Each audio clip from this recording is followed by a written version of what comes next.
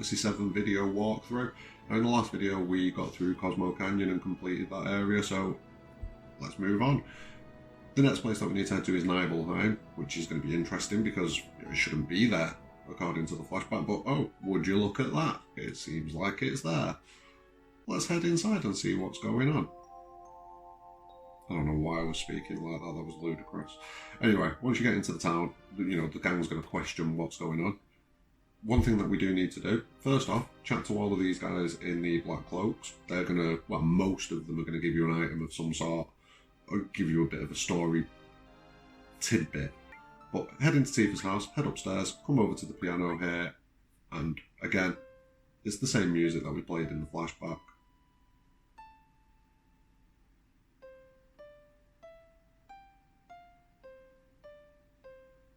There you go. I just like to play it at every opportunity. Anyway, if you talk to any of the locals, they're going to tell you that, you know, what you want about? The town didn't burn down, mate. Where have you been? So there's obviously some sort of cover-up going on here. Once you're finished in the town, head over to the mansion over here. Now, there are a few things that you can do in the mansion. There's a puzzle that you can do, but realistically, the only thing that you want is this safe. So you're going to head over here, press right until you get to the number 36, left to the number 10, right to the number 59, and then right to the number 97. If you mess it up, nothing bad happens, you just have to try again. Once you get that right, the safe's going to open, you're going to find a key, a materia, and a fight. So this is the lost number boss. It's a bit of an interesting one, this, because depending on the way that you fight it, depends on how hard the second half of the fight is going to be.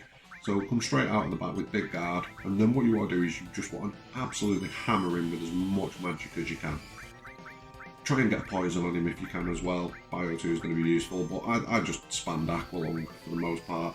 Just keep on hitting him, keep on hitting him, keep on hitting him, and eventually he'll reach a point in the fight where he changes to a different...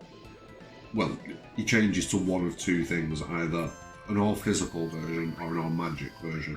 We want the all-magic version. He'll be weaker to physical attacks. So by casting magic on him, he turns into this magic version. Your magic is practically useless on him now, but poison will keep on ticking away from him, which is nice. Keep your big guard topped up, because he can hit you with reasonable damage, but as you can see, just keep on chipping away at him. If you get any limit breaks, make sure that you use them. So as you can see, those Quake did about 400 damage even with wall up. I'm using Cure here for some reason. Should probably be using White Wind, because it's, if I remember right, White Wind goes through the barrier and it'll heal you to full rather than, you know, being resisted. But it's not a difficult fight once you're in this stage. If you go the other route and you use physical attacks in the first half of the fight and you end up with the physical version of him, he can absolutely destroy you in no time. So yeah, we don't want that. Grab the key to the basement, grab the Odin materia, grab all the chests on the top floor, because there were a few chests knocking about, and then we're going to head over here, and if you remember this from the flashback, this was Sephiroth's room and down into the basement. Now there was that locked room that we couldn't get into. Now we've got the key, we can get into it, and we're going to get our final, no, not quite final, nearly final character. We've got one more to get after this guy. But this is Vincent. He's the second of the unlockable characters. I'm sure everybody knows Vincent. Have a chat with him. He ties into the story of the creation of Sephiroth and things like that. Eventually he'll get unhappy with the conversation. He'll tell you to let him sleep. So once you've done that, head back this way. Well, head over this way, which is where Sephiroth discovered the secret. And you're going to see that he's come back for a bit of nostalgic reading. So a brief scene's going to ensue between Sephiroth and Cloud. He'll tell you where he's headed to, which is through Mt Nibel, so that's where we're going to be heading to next. And then he decides to throw a chunk of materia at you, which, you know, every little helps, I suppose, but a bit random. Pick up the materia, which is the destruct materia, I'm thinking. Yeah, the destruct materia. And then you can head back into this room here, and there's a few bits of reading that you can do. So this one details about escapees from the facility. And then I believe there's another one on the other side of the room which details, I think it's another escapee report. Yeah, another escapee report. and it says that there was no effects detected in one person, and there was a reaction to Genova detected in one of the other subjects. So there was 2 test subjects basically. And if you head back into this first room, you've got 2 like containment tanks here, where one of them says let's get out of here, the other one's saying like feeding time, that's our chance of planning to escape. Anyway, go to head out of the building, well, out of the basement, and Vincent will call you before you leave, and he tells you that he's going to join the party because, he wants to catch up with Hojo, because him and Hojo have got some beef, shall we say. There is definite beef there. So yeah, he wants to go and deal with that. Once you've picked up everything in Nibelheim, you're going to head north.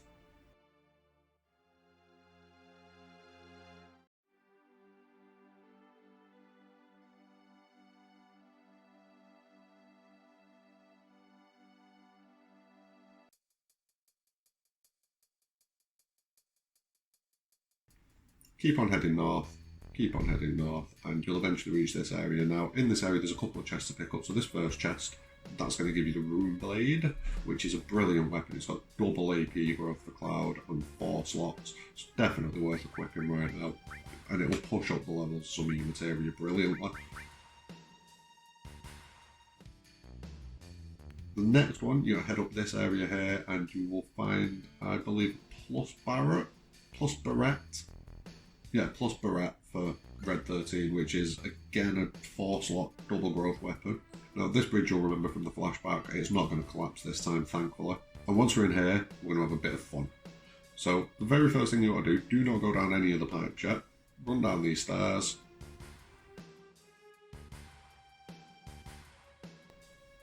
There we go, and down this little... Oh.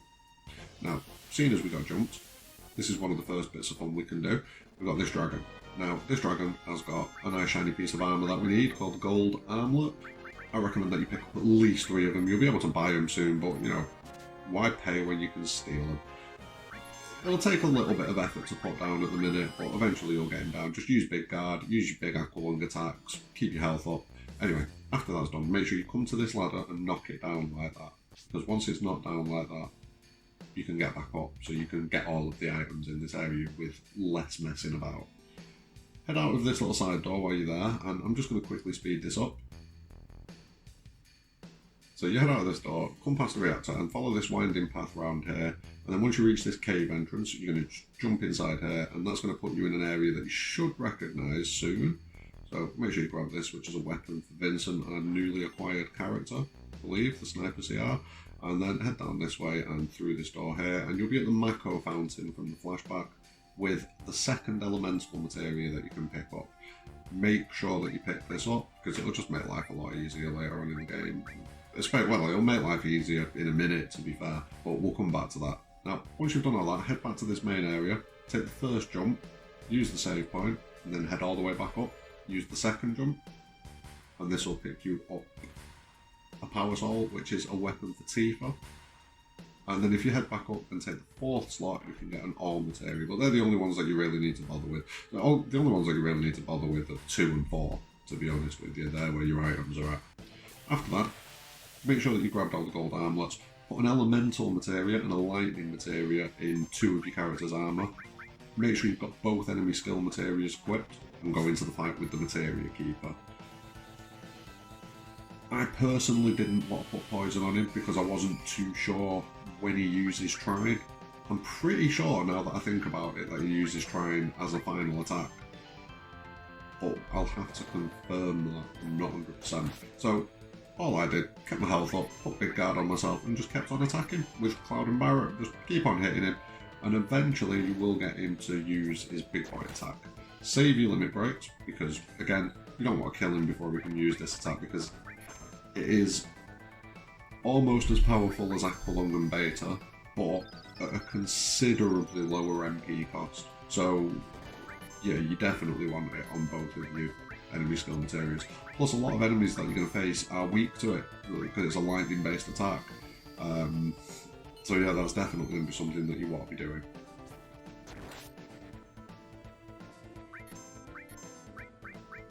I'm just going to keep on chopping away at him. There's nothing to steal from him. Don't know why I tried that. Just felt like checking, probably. You can use Ares' limit breaks, obviously, because, just doesn't do any damage directly. It's all about boosting and, well, protecting the team. Just keep on chipping away. Like I say, big guard and white wind. That's all you need. There you go, straight through the barrier. And in fairness, given the weapons that we've got, and you know, some of the stats like Cloud stats have been pushed up a fair bit by all of the sources that we've picked up, we are doing reasonably decent amounts of damage.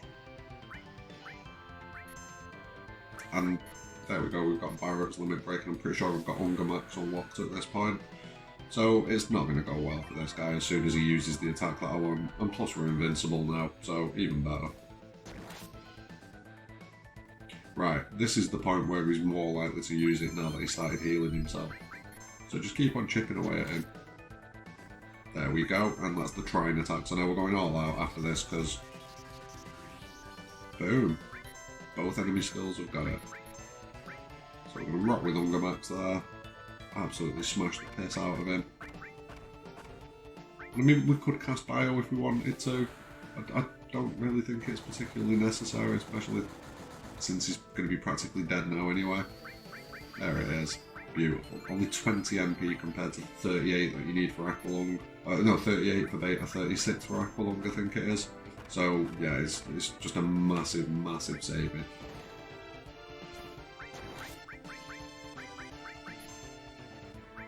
Right, he is a bit of a dangerous fight. As long as you keep your health levels nice and high, like, don't let your health go below 1,000, I'd say. I don't think you can do over 1,000 damage, so as long as you keep your HP over 1,000, you'll be fine. That kill is a bit annoying, but Poison's about to take care of that.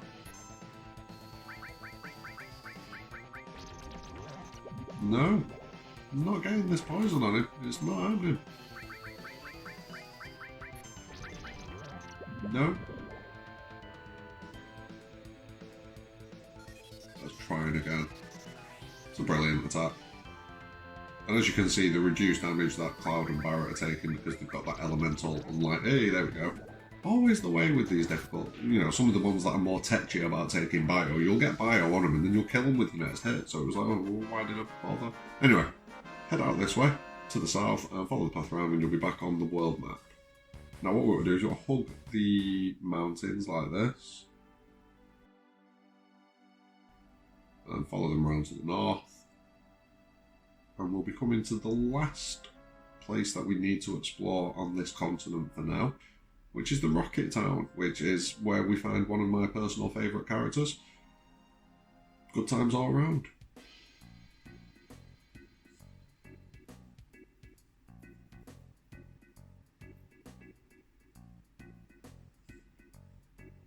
So after you've had a little look at the rocket, you've got a few shops that you can go into, but the main one you want to head to is this materia shop here, next to the old man.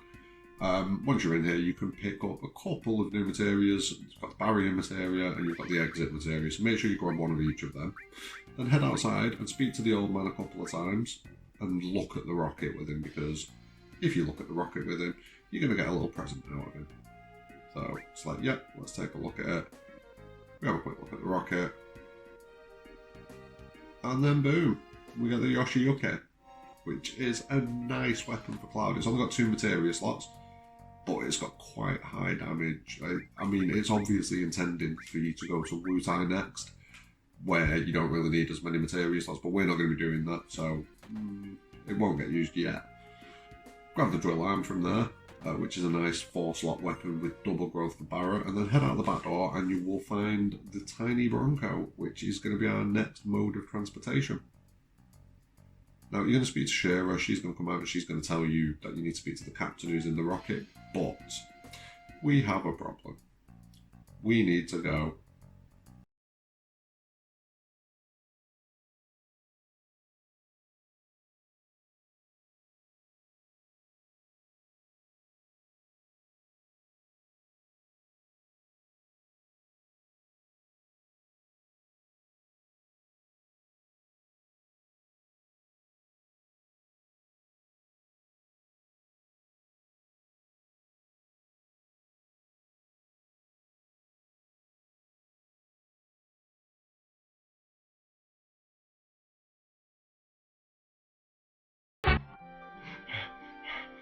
Right.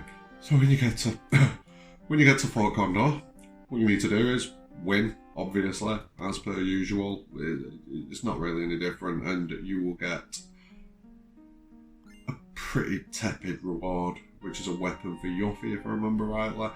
Anyway, once you've done that, put your no encounters back on, put your ×3 speed back on, and yeah.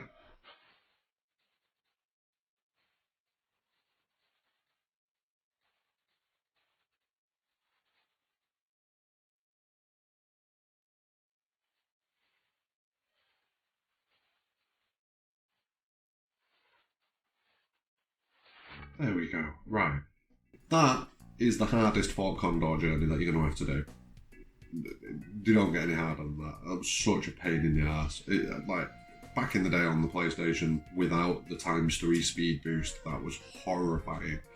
So I'm actually not as traumatised as I used to be, because that 3x speed boost actually makes it pretty tolerable, in fairness, and the no encounters as well. Yeah, just fly back, no drama. Anyway, head to the north of the village, come over to the rocket, climb up the rocket, and come and find the daddy, Sid. Now, what we're trying to do is we're trying to get use of the tiny Bronco out of him, but what you want to do is you want to talk to him about the rocket. He'll give you some details on like what happened and things like that, and like Shinra's rocket funding and all that sort of business, the space mission, everything. Once you're done, head back to Sid's house, and Shira's going to come over and chat to you, and then mid-conversation, the big man's going to turn up, and he is pissed. He wants people to drink tea. He has turned into the Spiffing Brit. Maybe the Spiffing Brit should rebrand Sid's face. Anyway, after that, Shira's going to explain exactly what happened. So she was testing a component of the rocket that she felt was faulty, and because of that, Sid was unwilling to launch the rocket, because if he'd have launched it, she'd have died. Like, she'd have just got burnt to a crisp in there. So he was unwilling to have that on his conscience. So it kind of gives you a bit of insight into the type of guy that Sid is. But it's also led to Sid being massively bitter about Shira, and he just doesn't want to talk to her. Like, no, give me some tea, bitch. That kind of thing. So yeah, it's an interesting story. He's a sad character, Sid. I really like him. I enjoy him thoroughly. Now, once you finish with the cutscene and all of the bits of story and everything like that, Sid's going to reappear, and then Palmer from the Shinra's going to reappear. They've turned up to use the tiny Bronco as well, but we've managed to get here just ahead of them, which is quite nice. Now, they say that we've been heading in the wrong direction, which tells me that we need to head back towards the first continent. So what you're going to do is Shira's going to grab you and drag you back, tell you that Palmer's setting up the plane to rob it. So you're going to run out back, and we're going to have a final boss fight for the video against Palmer. Now, this boss fight, in comparison to some of the other... I mean, don't get me wrong, a lot of the boss fights that we've had have been easy, because if you followed this guide, you are considerably overpowered. But this one is even easier. This is such an easy fight. Slap a bio on him, hit him with whatever magic you can feel the urge to hit him with. I'm pretty sure he's vulnerable to stop as well, so Choco Mog should be able to, you know, mess him up considerably. Anyway, once you've done enough damage, he's going to have a bit of an accident with a plane. Well, nearly have an accident with a plane. And then, in the process of trying to catch the plane, he's going to have a very big accident with a very big truck. There we go. So yeah, bad day. Bad day all around for Palmer. Now, once that fight's out of the way, we're obviously going to jump on the plane and get out of here, because why wouldn't we? I'm not sure how it works though, with the three of them just kind of sat on the back of it like that. Like, I'm concerned as to how this is flying. It makes little to no sense. See what I mean? None of them are reaching the cockpit there. None of them. Cloud's near, but he ain't doing it.